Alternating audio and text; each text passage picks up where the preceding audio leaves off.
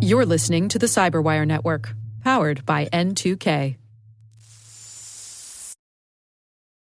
And so what's happening is these hackers who are sophisticated are spending too much time in hitting some of those more sophisticated companies who have like the right systems in place. And so they're going downstream. And that's why you see an increase in the number of attacks in sort of the middle market. Hello, everyone, and welcome to the CyberWire's Hacking Humans podcast, where each week we look behind the social engineering scams, phishing schemes, and criminal exploits that are making headlines and taking a heavy toll on organizations around the world. I'm Dave Bittner from the CyberWire, and joining me is Joe Kerrigan from the Johns Hopkins University Information Security Institute. Hello, Joe. Hi, Dave. We've got some interesting stories to share this week, and later in the show, Carol Theriault returns. She's talking to Michael Maiden, Head of Security Awareness at Mimecast, and formerly with the U.S. Department of Treasury. He's going to explain why he believes the skills gap is a direct and growing result of the unnecessary complexity that the security industry has introduced. And we are back. Joe, I'm going to kick things off this week. This story was sent in by a listener named Martin, who I suspect listens to a lot of different podcasts that I'm on. Okay. Because he's doing a little bit of trolling here in a very friendly way. He says, gentlemen, long-time listener here, and I have to say, I think listening to you has made me more paranoid than I should be. Then we're doing our job, Mark. That's right. He says, as an example, I was recently driving through Maryland looking for furry costumes. During my trip, I had the occasion to stop into a national pharmacy chain. Mind you, this was not in the normal sketchy Maryland neighborhood. He's trolling us, Joe. He's trolling us. Okay. So after I collected the items I needed, I approached the counter to check out. The store phone rang, and the clerk picked it up. The following is the paraphrased conversation. Well, you'd have to come into the store for me to check. Okay, I can do that. Nope, that didn't work. Nope, that didn't work. Nope. Didn't work. After about 6 iterations of this, the clerk hangs up. Being a nosy, grumpy old guy, I asked the clerk what that was all about, and he tells me it was someone wanting to know how many rewards points they had on their account. He continued to tell me he gets those all the time. Being inquisitive, I asked how many he might get a day. Can't be that often. He told me that on that day he had already had 5 calls about rewards points. I said, what do they want to know? He said, the young man, a teenager, said he wanted to know how many rewards points they have on their account. I pointed out that it seems weird that they give you multiple phone numbers to check, and he mentioned that that was common. Now, I don't know what's going on, but my grumpy old suspicious mind got to thinking about what might be going on. First off, people are calling stores with phone numbers trying to figure out how many rewards points are available on their accounts. Once they find an account with points, they send someone to the store to purchase an item with the available points. I noticed after I checked out that I had an equivalent of about $50. Now, I know low payoff, but if a person can score this 5 to 10 times a week, that could be $250 to $500 a week, or more if they resell the items on the secondary retail market. Right. More importantly, you can use these points to purchase over-the-counter controlled items, which are consumer drugs that could be used to do things like make meth. Right. Now, I may be letting my imagination run away with me. Either way, when I retire, this is the scam I'm going to use to supplement my retirement income once I'm in the home. So that's a good scam to supplement your income. There you go.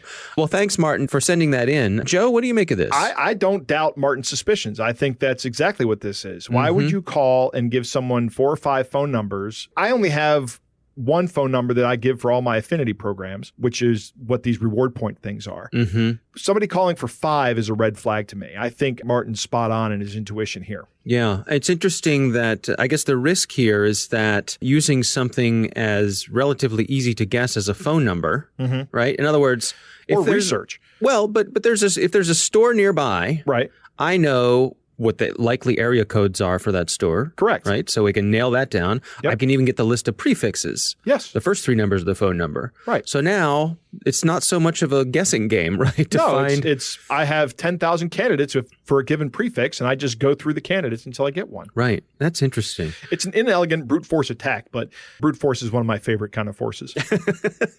It reminds me that, you know how when you go here in the States, if you go to a grocery store, right, and they ask you for your phone number to get the discounts on things. Right. If you don't want to use your phone number or you're not signed up at that store, right, it is almost always successful to use your area code and then 867-5309. That's right. I do that frequently. That is almost in every single system. Yes. I use it as well. So, all right. Well, that's my story. Joe, what do you have to share with us? Well, Dave, this week, nobody dies in my story. Thank goodness. Not yet anyway. Not yet anyway, right. Yeah. And my story comes from Justin Roilich over at Quartz. Okay. In 2016, there was a group of scammers operating out of this very area who scammed 3 companies out of $10.6 million of stuff by posing as a Navy contractor named Daniel Dernz, D-U-R-N-Z. Okay. And they used the email Dernz at navy-mil.us. Okay. Which is not a military email. A real U.S. military would end in .mil. .mil. Right. Okay. And this was hosted on Yahoo. So Yahoo was hosting it, and they were running the scam that way. Okay. They would send out fake purchase orders for equipment from this address in the hopes of receiving equipment. Okay. And, of course, they would never pay for the equipment. That was the scam. They're pretending to be a purchasing officer from the U.S. Navy. Right. Which is an organization that buys a lot of stuff. Right. and I suspect has good credit and all that kind of stuff. Sure, absolutely. Right. Here's what they made off with. They got $1.1 million in Apple iPhones and iPads from a wireless voice data company in Washington State. They got $6.3 million worth of LG televisions from an AV distributor out of Virginia. And finally, they got $3.2 million in highly sensitive computer interception equipment from a defense contractor right here in Maryland. Well, that's interesting. That is interesting, isn't it? It's not your ordinary scam. There's something going on that is more to this story that's interesting. So when we say highly sensitive communication intercept equipment, what are we talking about here? We're talking about some equipment that does something to intercept communications. We don't know what it is. It's probably highly classified. So this is military. This is military grade equipment. This isn't an off-the-shelf kind of thing. It is not. This is a custom piece of equipment. This equipment was on the United States munitions list, which makes it subject to arms control regulation. Right? Okay. So this is not small potatoes equipment, right? This is not something you can buy off the shelf at all. It is regulated by ITAR, which is the International Trafficking in Arms Regulation, which if you've ever worked for a defense contractor, you have to go through that training once a year on what ITAR is and how you have to comply with it. This equipment is so controlled that a photograph of it was covered under ITAR. Wow. You're not even allowed to export a picture of this equipment without some kind of authorization. So unlike the iPhones and the televisions, this is not a situation where someone's got a bunch of stuff and they're going to be selling it on eBay or on the street corner or anything like that. There is no way you're ever going to sell this out in public. This is not something you're going to do that with. This is not a money-making operation. The defense contractor is only identified as Company B, and this group of scammers reached out to Company B using this Dernz email and provided documents they represented as a Navy contract to sell between Company B and the Navy to sell this equipment to Dernz.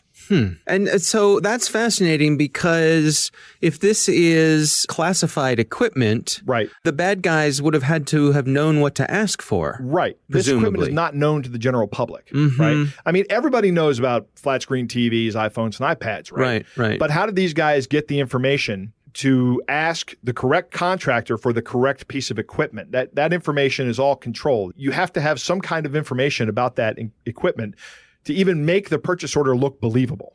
So there's some kind of espionage going on here as well. Yeah. Do they know where the equipment was sent? Well, the equipment was sent to Chantilly, Virginia, to some office space in Chantilly that actually was not a Navy space. It was leased by somebody. And then it was shipped to California. And the article doesn't talk about where it went after that. I don't know where it went after that. I'd like to know. That's one of the things I'd like to know. The office space in Chantilly was leased by Janet Sturmer, and she and 7 others have been indicted on 15 counts of money laundering and identity theft. Interesting, the indictment does not list any espionage charges, though. Not yet, anyway. Interesting. So more to come, I suppose. I would hope there's more to come on this. There's a lot of things I'd like to know that we may never know, actually. Yeah. You know, who is behind this? Where did the equipment go? Did we manage to recover the equipment? Probably not. That would be my guess. I think this equipment is probably gone, sadly. Yeah, and there are a lot of folks who had bad days when they realized what was going on. Yeah, the article talks about when people at Company B were informed about the fact that this Dernz person was not real. They didn't know that before the investigation was underway. I imagine that came as quite a surprise to those folks. Yeah. Time to implement some, I guess, more stringent due diligence with these sorts of things. Yeah, I don't know about the contract that he sent over. The contract may have mimicked a valid contract. That may have looked real. There's nothing in here that tells us any of that, and there's no way for us to know it because it's probably going to be classified. So I'm just speculating here that the contract may have been a valid contract. It may not have been. It may have been a fraud from the beginning. There might be some opportunity here for some business process review at Company B, as well as some phishing training, because the email address did not come from a military email address. But whoever this was, they knew the lingo. They knew the lingo, right? They said things properly. The article talks about how they wrote things right. And we're seeing this a lot more in these kind of scams, where these scammers are not wording emails like, some Nigerian prince anymore. They're wording emails like the person you think is sending you the email. They're a lot more well done than they used to be. Yeah. All right. Well, lots going on in that one. It's time to move on to our catch of the day. Our catch of the day comes to us from a friend of the show named Dave. He sent us some stuff before. He received an email. I'm going to leave out his last name here, but the email says, "Dear Dave, I am Mr. Jim Bakuno from Zenith Bank, PLC. I called your phone yesterday as I was mandated to call you, but I could not get you on the phone as the phone number failed to connect. So I was mandated to send a pre-formal message to you as to confirm if your email address is still valid, as the payment of your inheritance fund has programmed to be released. If you are able to read this message, please reply so we can email you full information and genuine reasons for contacting you. Regards, Jim Bakuno, International Operation Manager." Now, Dave, who is a security professional, responded and said, "Good day, Jim Bakuno. Thanks for contacting me. I was not aware that I was due to receive an inheritance. How much am I due to be paid? I have gotten myself into a bit of a mess financially. I need to sort it out by the end of this money. This money could really help. To avoid calls from debt collectors, I've had to change my phone number. I think you have my old number. Please call me on my new number," which he lists, and he says, "I will be available for the next 30 minutes.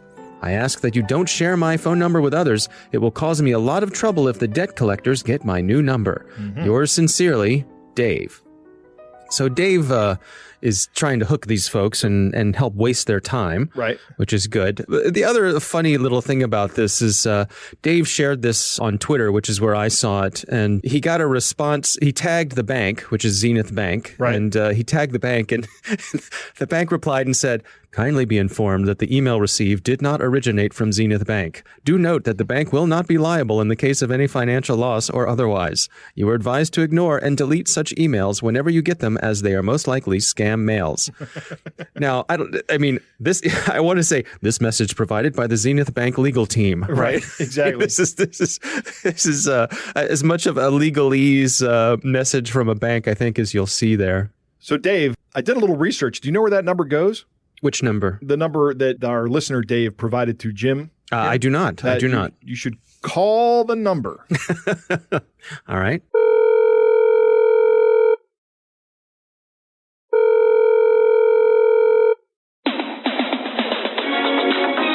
It's a Rickroll. Yes, very good.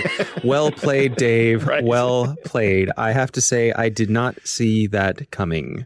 So we'll put a link in the show notes to this article that has the Rickroll numbers in it from New Zealand. There's an Australian number, a U.S. number, a U.K. number, and a New Zealand number. And so you can just give this number out, and the people that you give it to will be Rickrolled. Okay. Awesome. I just want to say also that since Dave is a friend of the show, that is why I have spared him and everyone else my amazing Australian accent. So, all right. Well, that is our catch of the day. Coming up next, Carol Theriault returns with her interview with Michael Maiden. He's the head of security awareness at Mimecast. He's going to be talking about the skills gap in cybersecurity. And we are back. Joe Carol Theriault had the opportunity to speak with Michael Maiden. He's the head of security awareness at Mimecast, and talking about a little bit of the tension that exists and creates this skills gap in cybersecurity professionals. Here's Carol Theriault. Okay, so there seems to be this disconnect in the cybersecurity world. On the one side, you've got all these companies that now have to process loads of personal and private data by following much stricter guidelines. It's complicated. They want experts to help them do that. So they're looking to hire people. On the flip side, you have loads of graduates and people wanting to break into the industry that are finding it almost impossible to find the welcome mat. So I speak to Michael Maiden of Mimecast to try and understand this problem from his point of view and see what his recommendations are to help the next generation of cyber experts.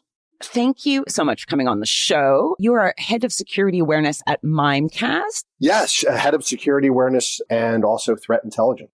And threat intelligence, isn't that a great title? It is a great title. You know, the longer the title, the less important the job. That's the trope anyway. It's pretty true. It seems that we have a growing problem in cybersecurity, and that is cybersecurity skill shortage. Break it down for me. At a very macro level, the way that I see it is you have this industry that is very much on fire, right? It is growing in every way. It's growing in terms of vendors and tools. It's growing because to respond to the growing number of attacks, the budgets that companies are allocating to cybersecurity is growing. So you have the attacks are growing, the budgets to address those attacks are growing, and the industry is really booming. And what that creates is kind of fault lines and stresses within any existing system. Any system would stress under this condition, and cybersecurity really is no different. People talk about complexity, and the reason for the skills gap is because of complexity. Let me just address that, and then I can go to why a graduate is frustrated about finding the cybersecurity on-ramp and why you have CISOs who are saying, hey, I need people. Where are good people that I can hire? There are three reasons why this cybersecurity enterprise is complex, I think. One of them is the types and quantity of attacks are constantly changing and iterating, right? The enemy is super smart, and they're criminals too, right? So you have state actors and you have like really either state-sponsored criminals or just really sophisticated criminals who wear suits to work every day, and they have families, and they go to nice restaurants, and they're sophisticated people, and they're criminals. It's really, many times these criminal networks are a concerted effort. And so as the attacks are getting increasingly sophisticated, sort of what's happening is companies that have a lot of money and resources are doing a pretty good job in protecting, for the most part, like protecting their personal information, the information of their customers, and also their crown jewels, right, for their company. And so what's happening is these hackers who are sophisticated are spending too much time in hitting some of those more sophisticated companies who have like the right systems in place. And so they're going downstream. And that's why you see an increase in the number of attacks in sort of the middle market. So they're feeling the heat, is what you're saying. They're feeling the heat, and they're getting, right. And so these companies that typically would have had sort of mediocre hackers and mediocre criminals are now having really sophisticated hackers and criminals that are now attacking them because those hackers and criminals are going to where it's easiest to attack. And so you have the types and quantity of attacks are on the rise. The next is you have all these tools and products, right? If you go to any cybersecurity conference, take RSA, for example, or Black Hat, you have this sea of products. And it's really, really hard, admittedly hard, to sort through which tools and products do I really need, especially when you have this advent of all these startups who are coming in, right? Like mine was, and saying, we do this one thing better than anybody else in the market.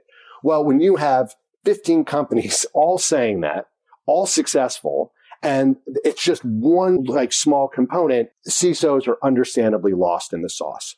And of course, there's then the skills gap, which is this perception that there aren't enough qualified cyber analysts, professionals, to security professionals to meet the growing demand. So you have the types and quantity of attacks are on the rise.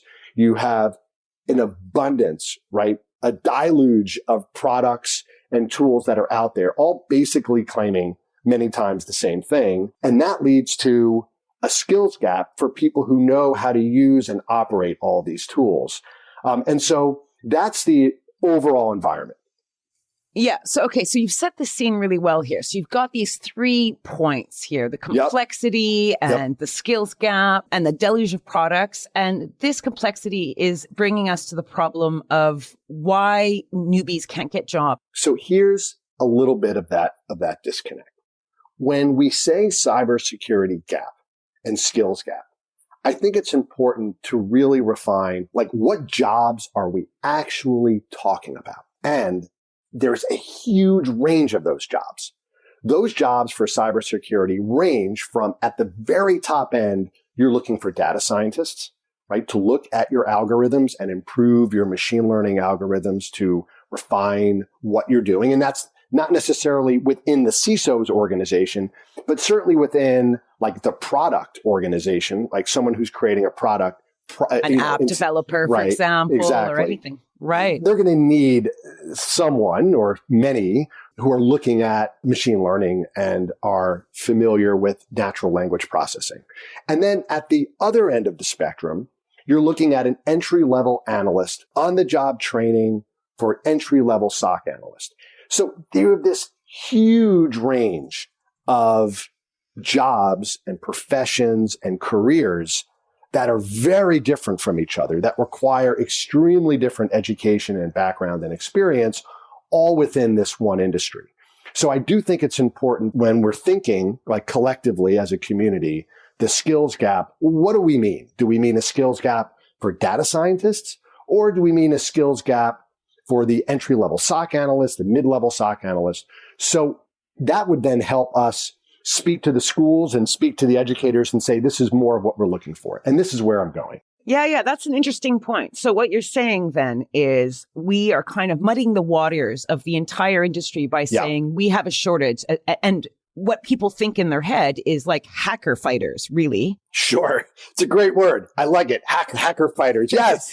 Right. Right. And you'd be thinking those are the smart guys that are constantly at their computer and developing and programming. And that's not all, right? There's a lot of people like you and me fight these guys in our own ways. Right. For example, I think that there's a dearth of program managers in the cybersecurity space. I mean, you have to be somewhat technical, but you don't have to be really technical. To be an effective product manager, you don't need a triple E, but you do need to know enough about cybersecurity to run a product line. And so I think there's this very big range of what the types of jobs and experiences that people are looking for. And if you think of cybersecurity as an entire industry, well, now it begins to make sense. Like if you look at the pharmaceutical industry, you wouldn't say, oh, there's a pharmaceutical industry skills gap. There'd be a skills gap in someone who's doing like maybe biomedical research, or there's a skills gap in something else. So to paint it with a very, very thick brush, I think the problem with doing that is it doesn't allow us to solve the actual problems, right? And the problems are many. Okay, now how can those individuals that are finding it really hard to break into this industry of cybersecurity, how can they make use of this information to benefit their careers? They're looking for the door and they can't find the front door. There's two sides to this. There's the person hiring, right? And then there's the person looking for a job. So the person who is hiring, it has a operations center. And they're looking for an entry-level person to be an analyst. Now, typically, what this person will do in the job announcement is say a minimum of 2 years. Now, that person, the hiring officer is saying that. The person in the security shop is informing HR, I want this person, I want a 2-year minimum. And here's the crazy part about that. Often, they just say that. Like they're not actually thinking about, do you really need someone with 24 months of experience? Probably not. Because the number one requirement for any, in my view, biased, the number one requirement for an entry-level position as an analyst at a SOC, and I've been doing this for 25 years, right? The number one requirement is an insatiable curiosity. It's curiosity, right? It's someone who geeks out in discovering stuff. That's the job. Right? It doesn't matter if you geek out in discovering stuff about who's attacking you, or you geek out in discovering stuff because you're a really awesome archaeology, student. And then you realize, wow, this cyber stuff is so cool. Instead of uncovering dinosaurs, I'm uncovering this. It's the same thing. It's so interesting. Like it's someone who has a curiosity about life and has an enthusiasm and an excitement about discovery. That's who you want to hire as for an entry-level position. The problem is the hiring authority, that person is, I think, willy-nilly saying 2 years. When you say 2 years, that cuts out every single entry-level person. But hey, let's face it, all they're trying to do is trying to make some kind of structure so that the HR person can bring in candidates that are viable, right? So maybe I get what you're saying. I think having these kind of hard stops, like a minimum of 2 years, may be losing some really good potential candidates to come in. Again, that's good advice for the company, but I'm looking for how someone who wants to break into this market, what advice do we want to give them? How can they shape and prepare to actually be taken seriously? This space, people get hired through networks. And I know this person, and this person is a, trustworthy person, and I've worked with them in the past. That has an incredible amount of weight. And so, yes, if you randomly throw your resume over the transom, can it get looked at? Sure. But the odds of following up that resume that you're throwing over the transom with a call or an email from someone that you know that can help you and advocate on your behalf is priceless. When you're a student, your internships are critical because it's your opportunity to begin to build that network. And your professors are critical because these are ways for you to break out of your own shell and begin to network and be in environments that will then help you with your career. And then it's about finding mentors, right, within your area of expertise that you're passionate about and having those mentors help you. You need a mentor who's in there with you, in the foxhole with you, in the grind with you, saying, here's how I think you should approach this. I think this would be a great opportunity. And I'm willing to pick up the phone and make a call or write a letter or an email. So the InfoSec show, which is on in June in London, I'd love to see more kids there that are either studying or wanting to study or just about to finish their studies, going around and getting to know people that are on the stand are the marketing people, are the sales people, but they're the ones that have the information and can give you insight on the company and tell you the people to contact. And, that's a really good point. And I think that we as an industry need to force ourselves to be better here. I mean, why don't we have speed dating at InfoSec, right? How come we don't have speed dating at RSA? Even inviting the students just to your stand and saying, look, if you're out there and you want to talk to someone, we have an educator here that'll give you all the answers to your questions. You can talk to an expert, in the area that you want to go into. For me, thinking of when I tried to get into the industry, in my 20s, that would have been gold, right? Yeah, in fact, we're doing that. So we just invited 6th graders over to Mimecast. It was awesome. And then we invited junior high and then high school. So all 3 kind of grade levels. And it was incredible. There was a 6th grader who was, it's seemingly just as sophisticated on cybersecurity as some of the grown-ups in the room. I was blown away by the level of sophistication of these students. Michael Maiden, thank you so much for talking with us today. Kids, take his advice. Get out there and get those networks going. This was Carol Theriault for Hacking Humans. Joe, this stuff is right up your alley, right? Yeah, exactly. This says a lot of things I've been saying for a while. Michael calls the skills gap a perception.